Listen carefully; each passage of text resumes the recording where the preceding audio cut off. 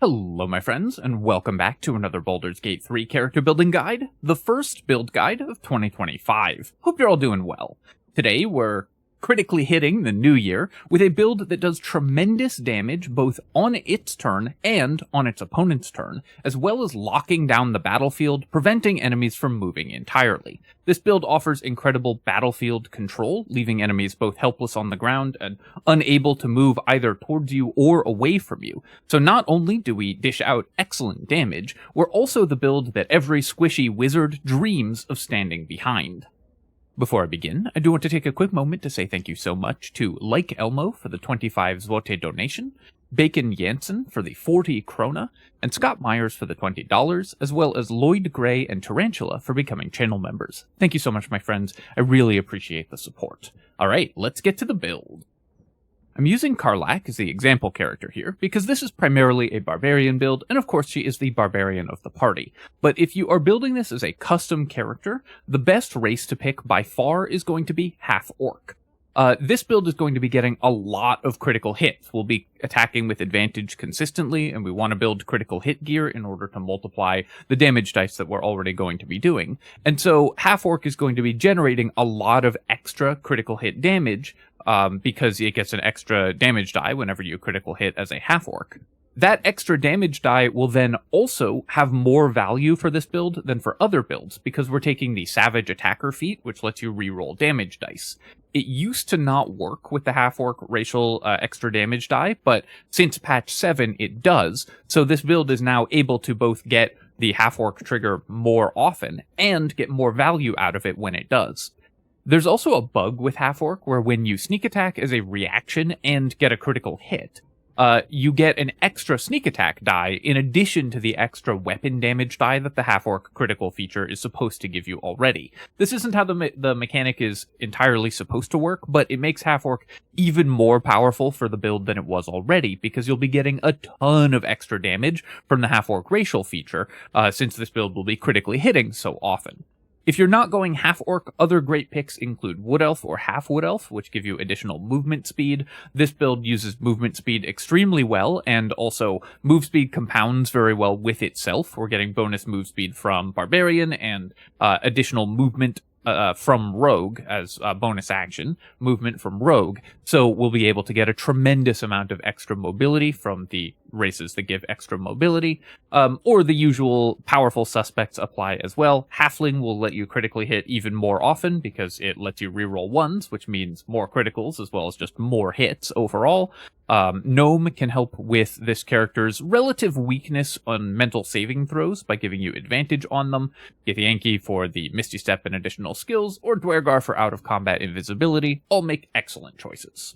We're going to be starting as a Barbarian, because we want the armor proficiencies that you get from that, and also because when you start as a Barbarian at level 1, you get 12 base hit points, and then only 7 hit points every subsequent level. The extra hit points that you get by being a Barbarian at first level actually are quite relevant to this build, because we want to be up in the mix with enemies a lot, and we will be attacking with Reckless Attack frequently, so enemies will often be targeting this character. You won't get hit as often as you might think, because a lot of enemies you're going to be stopping in their tracks before they get to you, but we will still be taking a decent amount of damage, so having the extra hit points definitely helps keep us alive.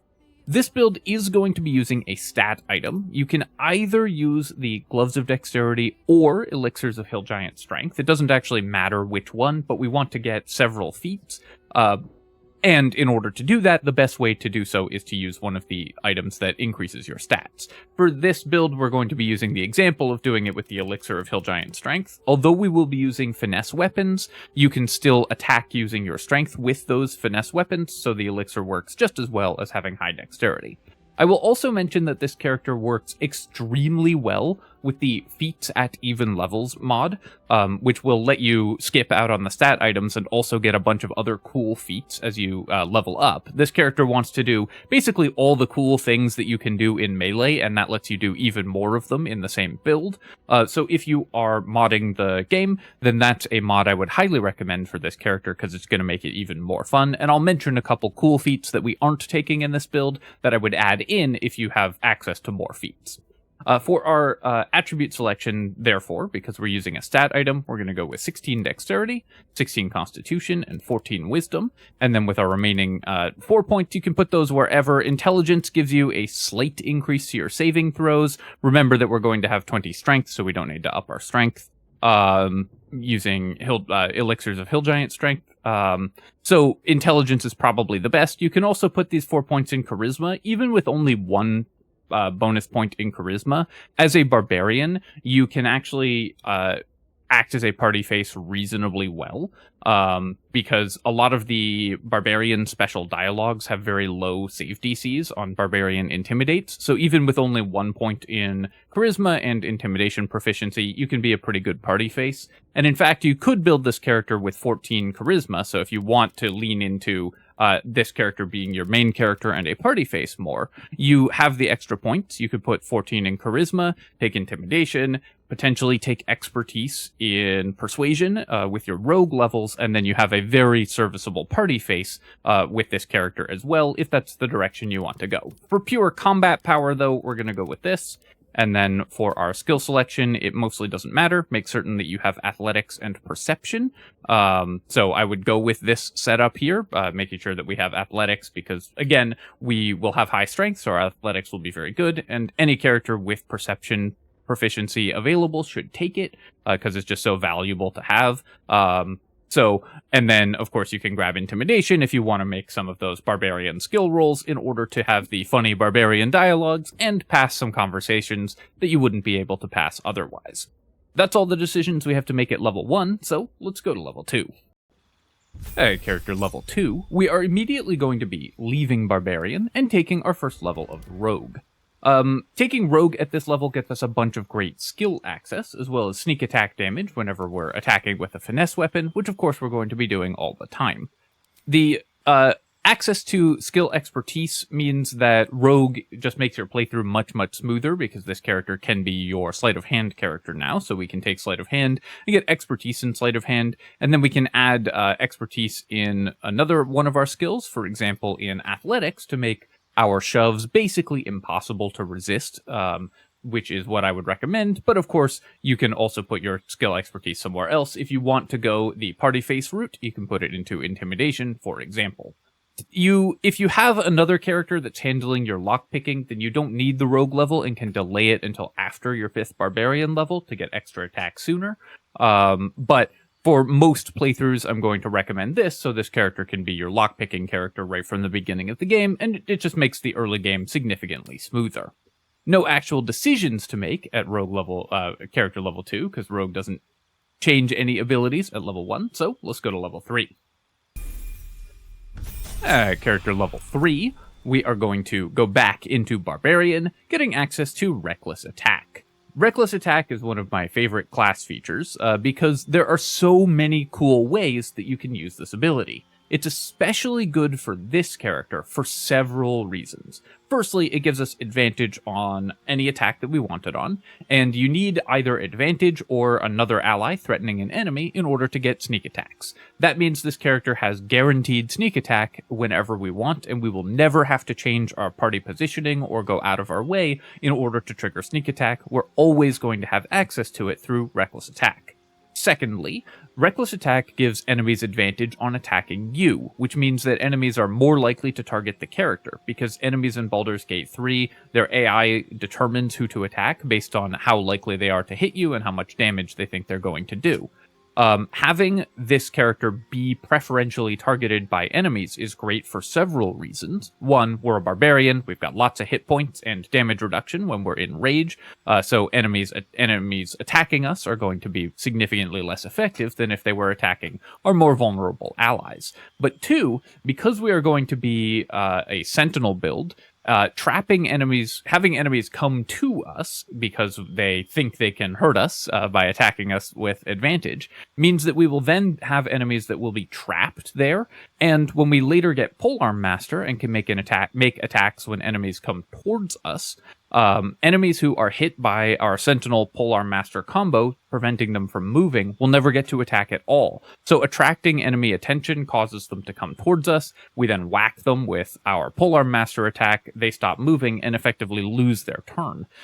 So this Reckless Attack feature not only is great because it increases our damage output, lets us trigger sneak attack, lets us get a lot more critical hits, which this build is also fishing for. The aggro mechanics in Baldur's Gate 3 make it even better for us because we want enemies to come towards us, either to hit us or to get effectively stunned in their tracks and not hit us. So this gives us advantages coming and going and is an incredible feature for the character. For character level 4, we are taking our 3rd level of Barbarian, and of course get to pick our Barbarian subclass. There's actually a lot of different subclasses that work for this build. You can take this character in a bunch of different directions. Elk Barbarian in order to run over enemies and get on top of them to lock them down with Sentinel. Eagle Barbarian to jump from the sky on top of enemies and lock them down with Sentinel. But I think that the most powerful option is going to be Tigerheart, because the AoE attacks, of course, let us fish for criticals much more easily, and this character wants as many critical hits as you can possibly get. The more attacks we make, the more crits we get, and the combination of bleeding, reverberation, which we can get from gear, and maiming prone enemies onto the ground means that this will just add even more lockdown to this character's arsenal. So Tiger Barbarian is going to be the most optimal, but honestly this build works with pretty much any Barbarian subclass, so I recommend if you have another Barbarian build in mind, then play around with it and see just kind of what happens, because it's going to be cool with literally any subclass. The main advantage of Tigerheart Barbarian, though, is that we get the Tiger's Bloodlust attack, which lets us attack in a cone, hitting up to 3 enemies and causing bleed to them. This bleed can then be combined with the Maim effect that we're going to get later in order to prevent enemies from moving entirely, which works very well with our Sentinel theme, as well as with a lot of gear in the game to make this character a super powerful lockdown character. No other decisions to make at Barbarian 3, so let's go to level 5. And at character level 5, we are taking our 4th level of Barbarian and taking our first feat. The feat that we're going to take here is going to be Sentinel. I've talked about this quite a bit already, but Sentinel gives us a bunch of great options for this character. So firstly, we get advantage on opportunity attacks, which doesn't matter as much for this character as for other characters. Because we have Reckless Attack, and Reckless Attack lasts the whole round, so if you Reckless Attack on your turn, any opportunity attacks you make will still have advantage from the Reckless Attack, but on any turn where we didn't Reckless Attack, the advantage is going to be nice. And, of course, when we hit an enemy, it can't move, so we're going to be locking enemies down next to us, and later locking enemies down before they get to us once we have Polearm Master. We also get additional reaction attacks if an ally is targeted when we are standing next to them, which especially in the early game is extremely useful. We typically prefer with this build for enemies to target us, but sometimes they will just hit our allies, so as long as you're standing next to an ally, you're going to get a lot of free reaction attacks from Sentinel.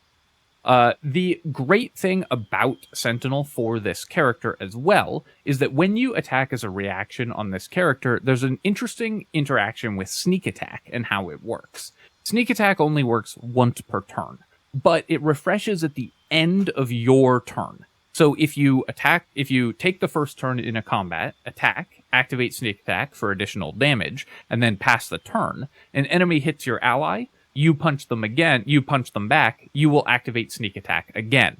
This will take your next round's sneak attack, so you won't be able to use it on turn 2 of that combat.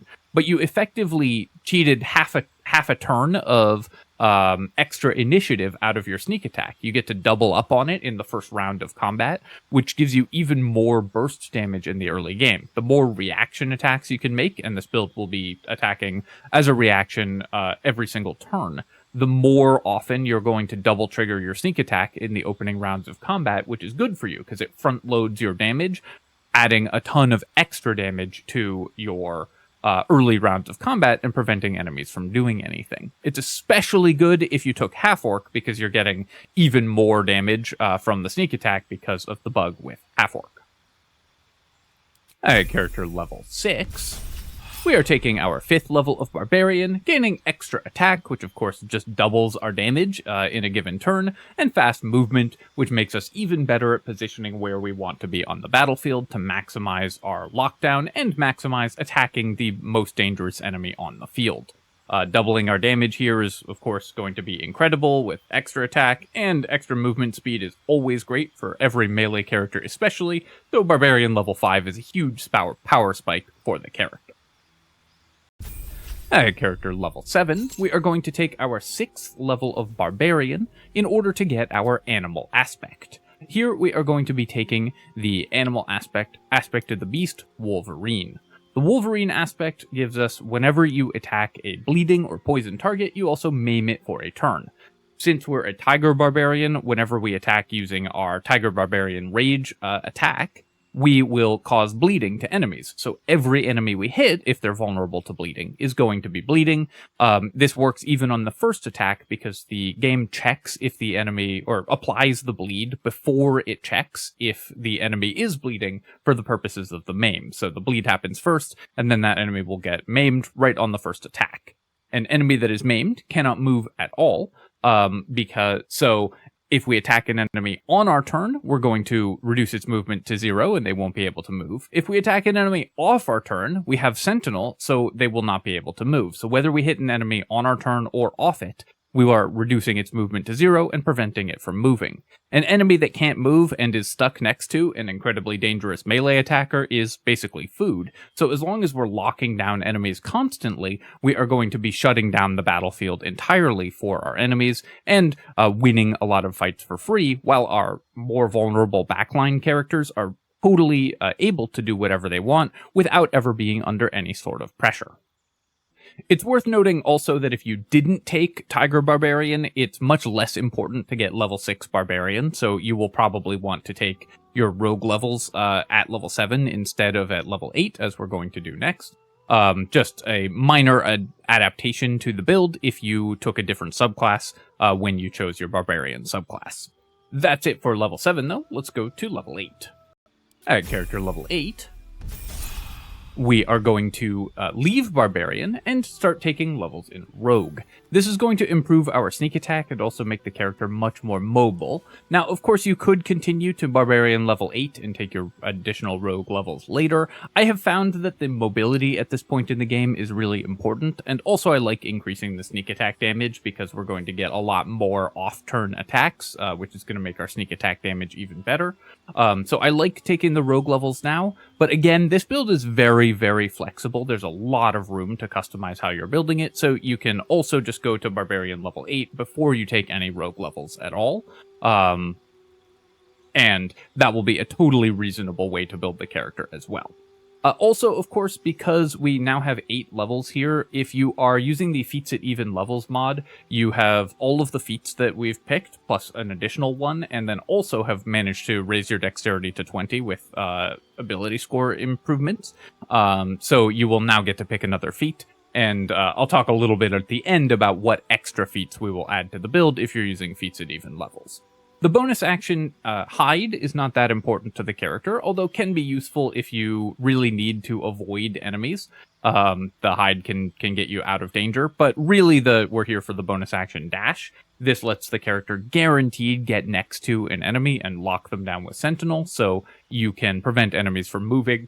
Even more dangerous enemies who are far away, you now have multiple jumps, multiple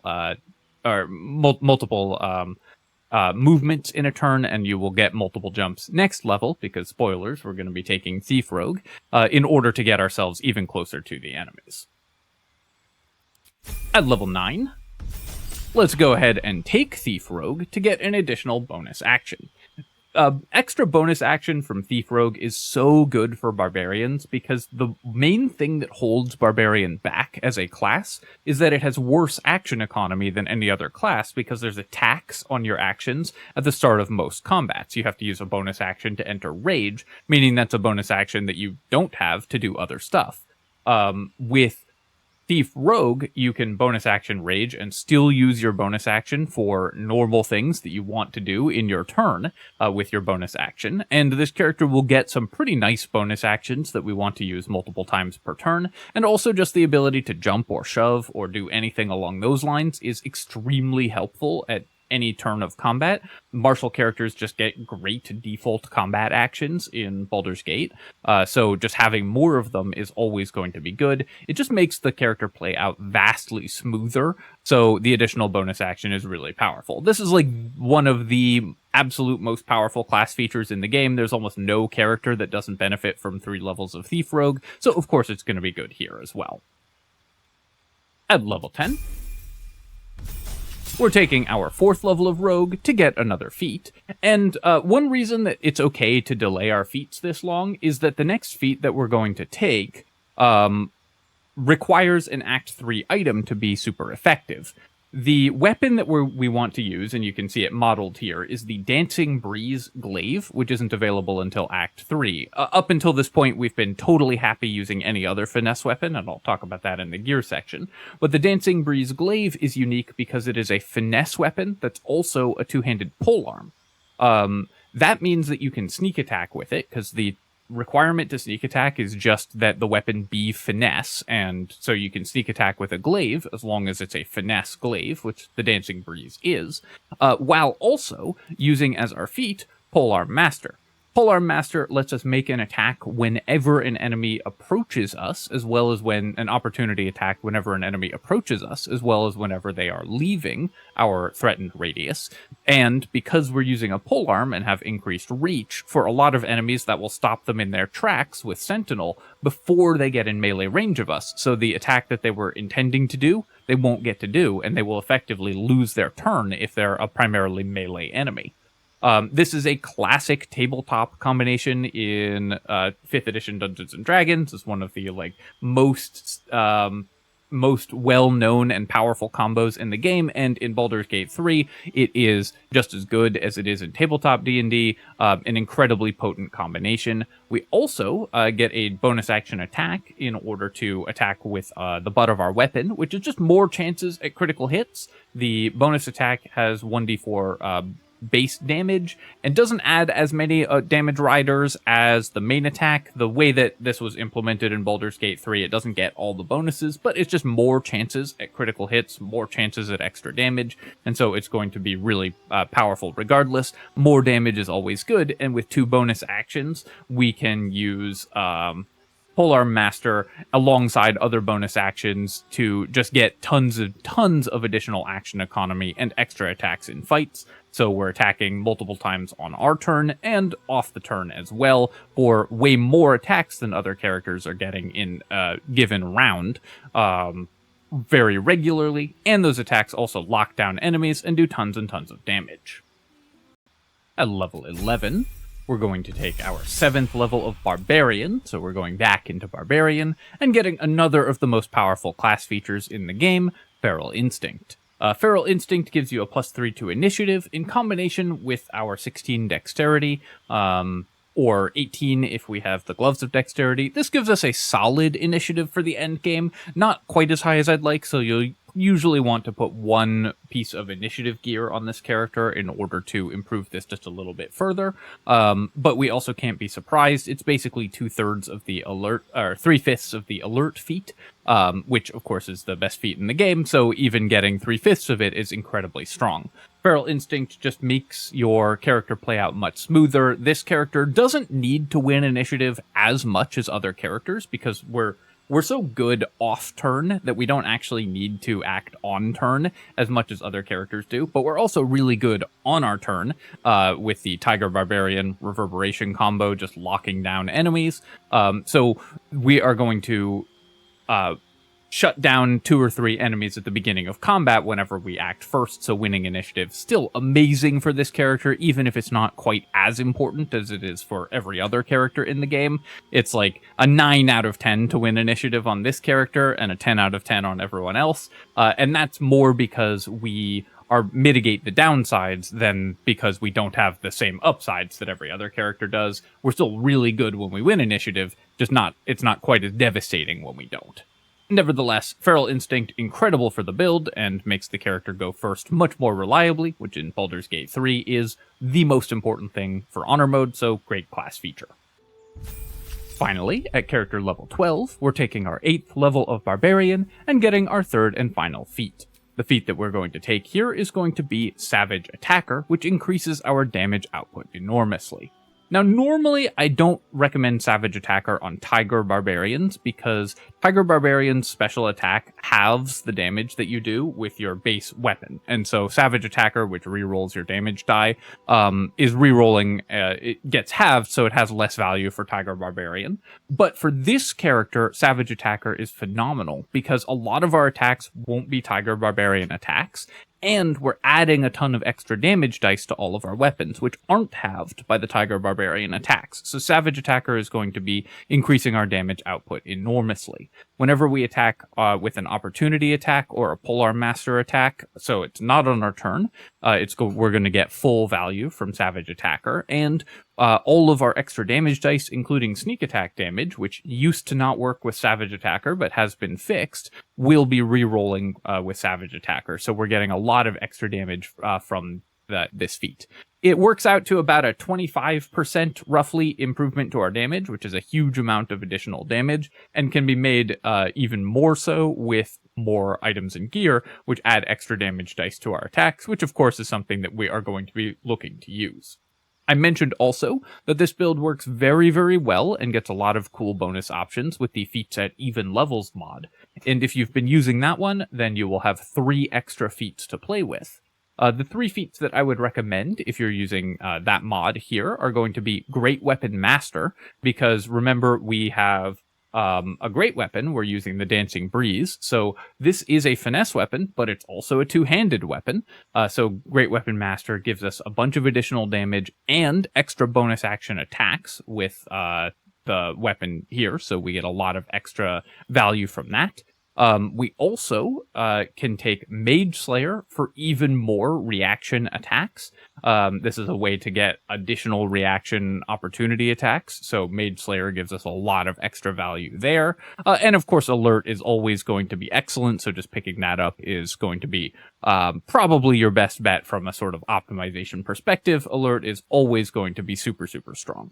Great Weapon Master is the one that has a really fun interaction with this build, though, because we have multiple bonus actions from Thief Rogue, so we can use Great Weapon Master's bonus action attack more frequently, and of course we get a bunch of extra damage. It might even be better than Savage Attacker for this build overall. The Great Weapon Master, depending on whether you have a lot of extra damage dice. The way that you want to gear this character, I think Savage Attacker is going to be more damage overall, but Great Weapon Master is also going to be really nice for this build, so whichever way you choose to go with either of those 2 feats is going to be excellent. For items for this character, there are a ton of great items that we get to use to phenomenal effect, and you can actually gear this character in several different ways, depending on whether you want to lean more into the lockdown aspects of the character, or more into the damage dealing aspects of the character.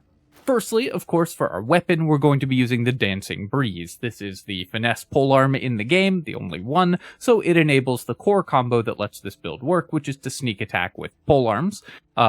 And, of course, as a polearm, it enables Polearm Master and Sentinel in order to get that powerful combo. So once you get this in Act 3, you're going to be able to use that ability as well. Up until this point, we're going to be using just about any finesse weapon works, any finesse weapon that the rest of your party doesn't really need. The best is probably the Knife of the Undermountain King, because the increased chance to critical hit is very powerful for this character, so it's very good as well. A neat alternative endgame setup as well for this character is to not take Polearm Master and use the Duelist's Prerogative in order to make multiple Sentinel attacks. You give up the Polearm Master Sentinel combo, but get a second reaction every turn, which can be very valuable as well, so you can just do more off-turn damage. So if you want to set this character up for more damage and less lockdown, that's one potential way you can change the character, take a different feat, and take the Duelist's Prerogative. Of course, we are using elixirs of strength to make this build have high hit chance and damage. Even though we are going to be using our strength to attack, by the way, you can still sneak attack. It just needs to be a finesse weapon. You don't need to actually be attacking using your dexterity in order to sneak attack. So using a Cloud Giant Strength Elixir just increases our damage output and hit chance without costing us anything. If you're Karlach, of course, you also get the soul coins to increase your damage, and that's another way to add a damage die. These do get rerolled with Savage Attacker, so they are going to be doing even more damage. And the more extra damage dice that we can stack on our abilities, the more powerful that feature is. Other good ways to add extra damage dice, of course, include the Drakethroat Glaive, which can be used to enchant our weapon with a d4 of thunder damage, and that combines extremely well with the Gloves of Belligerent Skies in order to add Reverberation. Reverberation has the incredibly powerful combination with the Tiger Barbarian effect. So when we swing with our Tiger Barbarian swing, enemies become bleeding and maimed, meaning that their move speed is reduced to 0, and then if they get 5 stacks of Reverberation from the Gloves of Belligerent Skies and the Boots of Stormy Clamor, they get knocked prone, and a prone enemy in Baldur's Gate 3 can't act and needs to use half its movement speed to get back up. If they have no movement speed, they can't get back up, so they cannot act. This combination just prevents enemies from acting entirely, so the Reverberation build is super good for this character. If you use the Drakethroat Glaive, plus the Gloves of Belligerent Skies, plus the Boots of Stormy Clamor, then you're going to be stacking tons of reverb on all of these enemies, knocking them prone,